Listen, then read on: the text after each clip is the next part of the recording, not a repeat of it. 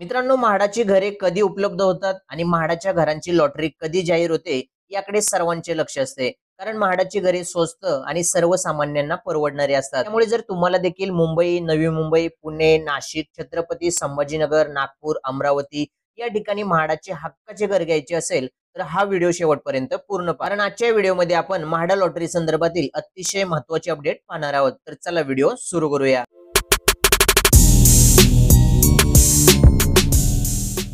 मित्रांनो, महाराष्ट्र राज्यातील मुंबई तसेच इतर शहरांमध्ये हक्काचे घर घेणाऱ्या नागरिकांसाठी आनंदाची बातमी अशी आहे, म्हाडा 2024-25 या आर्थिक वर्षात मुंबई आणि मुंबई उपनगरांसह राज्यातल्या पुणे, नाशिक, छत्रपती संभाजीनगर, नागपूर, अमरावती आणि कोकण मंडळाच्या अंतर्गत येणाऱ्या विविध शहरांमध्ये तब्बल 13,000 घरांची निर्मिती करणार आहे. यासाठी म्हाडाने तब्बल 8,000 कोटींची तरतूद देखील केली आहे.